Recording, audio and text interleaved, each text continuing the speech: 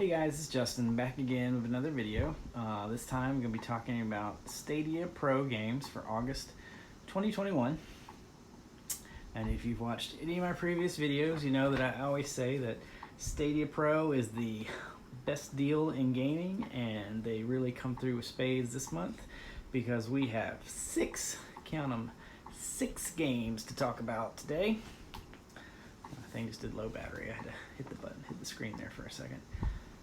The first game I'm going to talk about is Grime. It's developed by Cloverbyte and published by Acupura Games. It released August 2nd, 2021. It is a 2D Metrovania, and your character's body kind of mutates and grows bigger and more powerful as it defeats its foes by absorbing their mass and material. It's kind of a weird game. Got some crazy looking, I wouldn't say demonic, but definitely alien weird creatures, and they make your character weirder as you defeat them. But the graphics are great. For a 2D game, it's very beautiful graphics, and just looks really good. I've been hearing a lot of praise about that. Our next game is Killer Queen Black. It's developed and published by Liquid Bit and released on March 30th, 2021 on Stadia. This is a 8-bit pixel art strategy platforming battle arena game. Up to 10 players can play, and you have different type of characters that you can pick. The most powerful being the Killer Queen, who can move. She has no problems with her movement. She can go all across the screen and kill everybody. But if someone happens to kill her, if they kill her 3 times, game's over no matter what. There is also a system where you can pick up these berries that spawn on the map and take them back to your home base. And if you get a certain amount of berries, you win.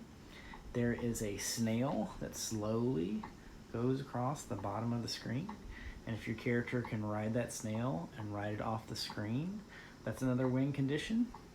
And they have different other characters too. I forgot to mention that. There's some that they can fight, they can't pick up new weapons, and there's some that just do helping and whatnot. Sounds like it'd be a good party game, and been wanting to try it out. Next game is It Came From Space and 8R Brains. It's developed by Triangle Studios and published by All In Games.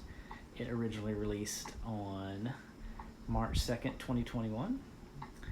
This is a brightly colored top-down shooter with an alien theme, and it has 4-player co-op. And that's all I'm really going to say about that. Next game we're going to talk about is Epistory Typing Chronicles. It's developed by Fishing Cactus and published by Plug-in Digital. It released on February 2nd, 2021 on Stadia. It's an action-adventure game where the story unfolds like paper as the player types words or sentences to continue their adventure.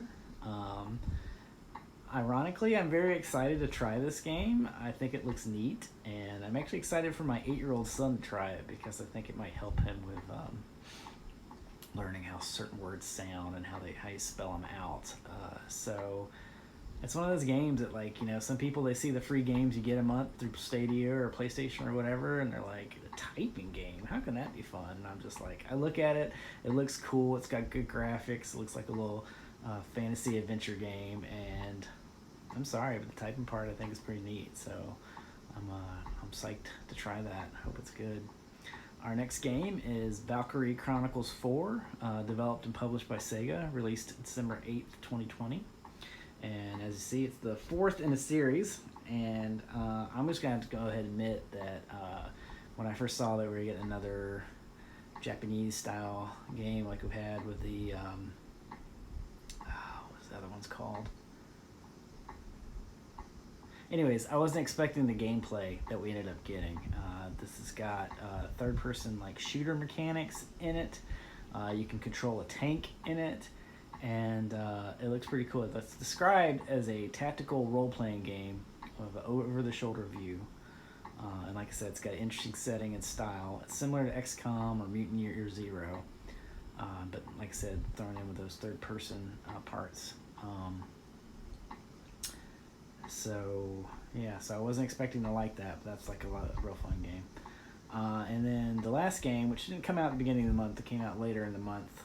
There was like 5 or 6 child-friendly games that Stadia released, and one of them ended up being on Stadia Pro. And that is Paw Patrol Mighty Pups Save Adventure Bay, developed by Drakkar Studio and published by Outright Games. It released on August 13th, 2021 on Stadia. And I have an 8-year-old and a 4-year-old. 8-year-old's not really into Paw Patrol anymore, but he used to be huge into it. So I used to play the like the web browser games you could get on like Nickelodeon.com. And the first game that they put on consoles was basically that. So it was like a complete ripoff that they were charging you for a game that you could play on the internet. This one, I played this with my 4-year-old son who's into Paw Patrol now. And it is, it's still simplistic, of course, because it's for children, but it's definitely like a valuable game. It's definitely like worth the try. You actually can move in 3D basically, but there's missions where you pick 2 different dogs, and you got to collect bones and complete the mission. It's definitely for kids, but I love Paw Patrol. My kids love Paw Patrol, and I was super psyched to see that we were getting it as a Stadia Pro game. So 1, 2, 3, 4, 5, 6. Yeah, I went through all 6. I did kind of fast, so I was a little worried I hadn't done it. But so good month, highlighted by Grime being a Metrovania that everybody's talking about. Killer Queen back being a cool multiplayer game. Valkyrie Chronicles, and then the last 3. Epic Story may not be your style. I thought it was cool. Paw Patrol, if you have kids, you're gonna love it. And It Came From Space is another. The art on it is worth a try just because it's bright pink and it kind of looks like 80s synthwave or something like that. So that's pretty cool.